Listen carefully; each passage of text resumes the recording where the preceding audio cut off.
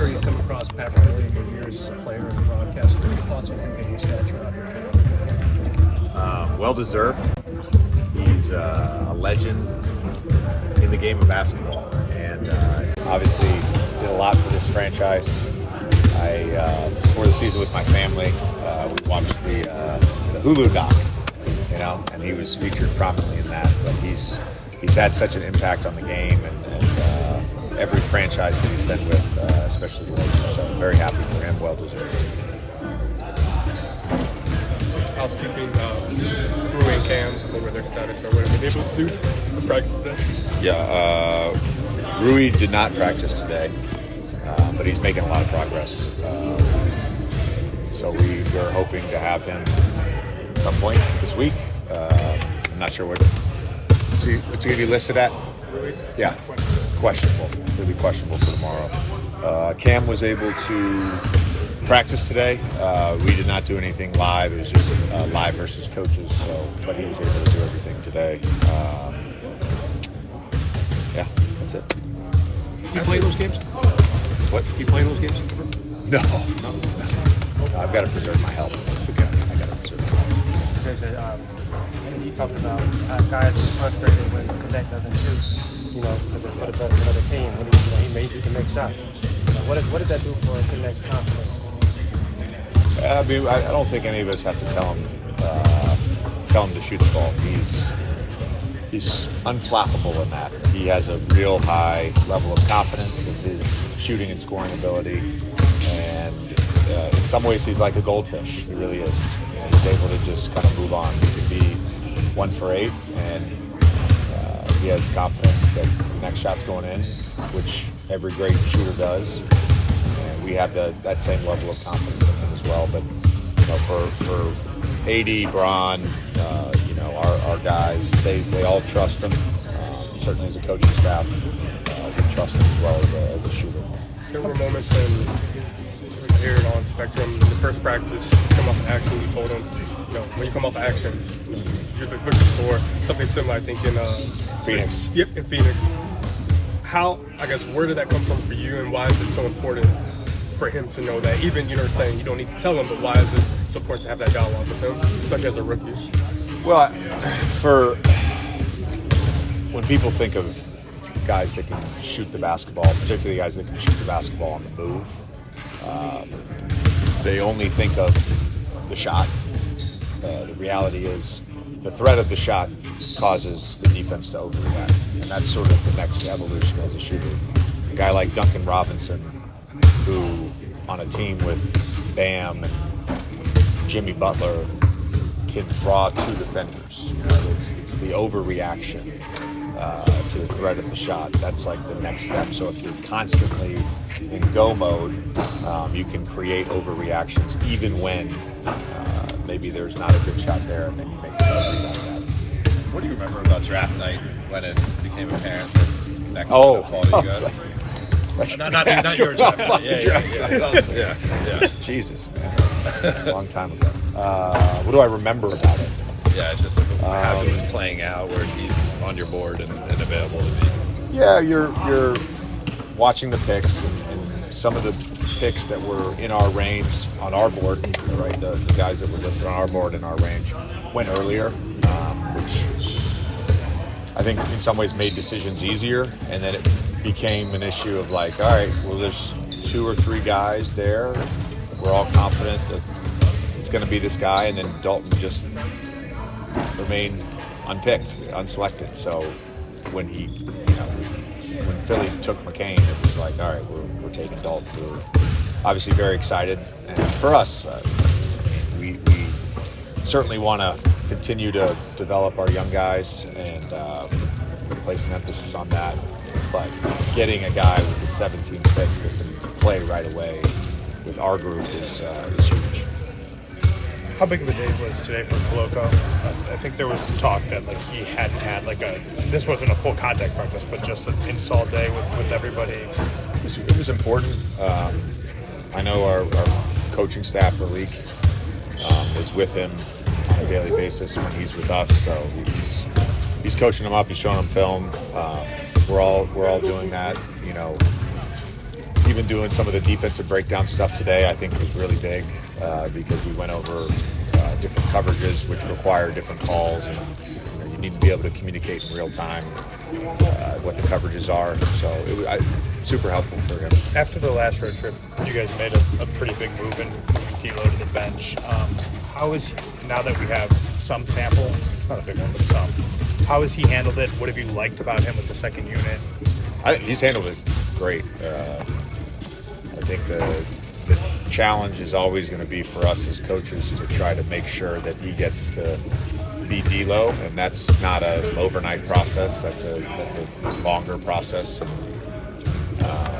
His engagement has been wonderful, just in terms of being with the team, but also his engagement defensively has really picked up the last 5 games. Is that part, like when people talk about coaches having systems and stuff, I think sometimes that's viewed with like being rigid.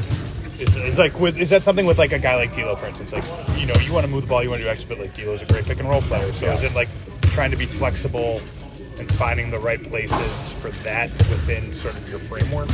Yeah, there's opportunities to force feed it, and there's opportunities for him on the court to find it organically, and we can both work to find that balance. That's what the conversation has been about. You talked a lot heading into the season about just having a lot of communication with different players about roles, stuff like that. Was the idea of D'Lo coming off the bench something that you talked about him with before the season even began? Just like this could be a possibility, so he'd be prepared for it? Yeah, I think you guys are looking at the role of a starter and a bench player as like what a role is. That's not a role on a team. That's literally what somebody announces before the game. That's not a role. Well, but I mean, the players sometimes see it differently. D'Lo, I don't think D'Lo saw that differently. D'Lo and I talked prior to making the decision. He doesn't view it differently. I certainly don't view it differently. The role is not who starts and who comes off the bench. The role is how you play on the court, and there's not a role change for him. It's an adjustment for the team. What was the role shift then? Was it to play with more, like to let the ball stick less, to pop more? Balancing the lineups. That's what I think I communicated to him, the team, what I communicated to you guys. Balancing the lineups, balancing the rotation a little bit. No, I'm sorry. Like when you spoke to him this summer about like this is the way we envision how you can play within what we want to do. You know what I mean? Like there was going to be some change for how he has played. He's talked about it. I'm curious specifically what were the things that you said, like we think we want you to do a little more of X or Y. I don't think it was doing more of X or Y. It was certainly, we had a conversation about the defensive participation and engagement, being really good with just executing our schemes and coverages and rotations and all that. Offensively, again, I've looked at this as always trying to be adaptable. I think within the system we've put in place, we've done it and executed it well at times in terms of how we envisioned it as coaches, and other times, we played a little stagnant and tried to target hunt, and tried to play ISO ball. Those haven't necessarily been good for us game to game. We've had some success in certain games, so I think for him it was really embracing what we're trying to do. He's done that. He sees it. He's communicated that to us. Then the next step is just, him organically sort of figuring out, based on who's on the floor, these are where I can get opportunities to play pick and roll. They're there, Yeah. and we'll do a better job of kind of force feeding it at times. But he can also do that as well. Coach, it seems like you guys are doing a lot of adjustments throughout the season. You have two assistant coaches who've been head coaches. How big have they been for you? So can you make adjustments throughout this? Well, the whole staff has been awesome. I think we established very early this summer in Summer League just a culture of honesty and communication, and we can have healthy discussions, and we also established a culture of openness, not trying to be rigid. I think there's the challenge, of course. want to be sensitive to the flow of a player's season and the team season. You don't want to constantly be making all these adjustments. But once you've established different game plans and they've worked, then we can just revert back to those and the guys can buy in. Or, we can say, hey, this is the game plan to start and these are our adjustments within a game. And obviously, coaching staff, we decide those, and when we leave the room, that's what we've all decided. And we can all communicate that. Thanks, Coach. Since 2010, what are some of the common threads you see between some of these home wins? I think we're just grinding them out, whatever the game may present that night for us to get a win, we find a way to get it. Execution, getting stops, limiting their transition, whatever it may be, I feel like we find a way to execute that down the stretch. We were just talking to JJ a little bit about how this coaching staff, he said the coaching staff needs to do a better job of finding ways for you to be D-low more within kind of their system, I guess. What's that process been like between you trying to play the way that your coaches want versus the ways that you've always played? What's sort of the growth, I guess, on that? Just a lot of sacrifice. Simple as that. Have you been satisfied with the results? Yeah, we're winning. What is this team, like whether it's the coaching staff, whether it's the players, whether it's the environment, what is it you guys done as a whole to help Dalton take advantage of this opportunity? That's Coaching them. We're coaching them. I think any young player that comes into the league that gets blessed to come into an organization that cares and coaches, you'll be all right. And then there's organizations that don't. Do the math. What about his skill set impresses you as a rookie? I think any player in this league that's a shot maker is going to have an opportunity. For him, he's an elite shot maker, and coach draws up a lot of sets and puts him in a lot of good positions to be successful. I think he's going to be all right. JJ mentioned that it's important for him to stay aggressive just because even if he's not knocking down shots, just the pure threat of him being a shooter, him being a scorer can just open up so much. Have you already felt that just playing alongside him through, I think it's been 12, maybe 15 I think you games? just recognize those players in the league, guys that all they know is go. Some guys are good at it, some guys aren't. He came right in, good at just going. So I think for him to continue to expand on his game in the summertime, just keep working on your game through missing shots and making shots. You found Christian for a lob in the second half. New Orleans. What have you seen from him as he's been kind of put in this position without practice to go fill an important role on this team? And he hadn't played really in a year and a half. And how have you tried to help him? I think being here requires you to learn at a fast pace to be able to have your success, and for him to get thrown in the way he's been thrown in. You can tell he's a smart guy because he puts it together and he tries to execute it, and he's gonna mess up, but he finds a way to progress every day. So good for him. D'Angelo, you said earlier that a certain amount of sacrifice is required. What's specifically being sacrificed? What do you say? You said earlier in answering a question about adjustments and stuff that a certain amount of sacrifice is required. What specifically is being sacrificed? Just sacrifice, however you use that word. I think it can, it's broad and it can go a lot of ways, but however you decide to use sacrifice, that's what I mean. Is there I'm trying, maybe there's a way to ask this again. Is there, obviously, you want to do the right thing and you've been very open about it and very willing to do it. There's still, the team still values some of the skills that make you unique and stuff like that. We're winning, bro. I don't care about none of that. Last two. You talked about connect. How important is it for him to have a coach like JJ, the coaching staff as well, to be able to, like I said, give him the confidence to be able to shoot the ball. Like AD has said, guys get frustrated when he doesn't shoot. Yeah, I think it's huge. Like I said, you come into an organization that cares. If you are, if you don't, you have ups and downs. And I think he's in a good situation. Last question. Thank you. Thanks. Also, you guys are 6-0 at home. What were some of the reasons for that? It's the best home start for this team since 2010. I just think we're playing good basketball at home. Obviously, I thought we were struggling on the road before this last 2-game road trip. Got 2 big wins on a back-to-back. It's not easy. Both teams play super hard.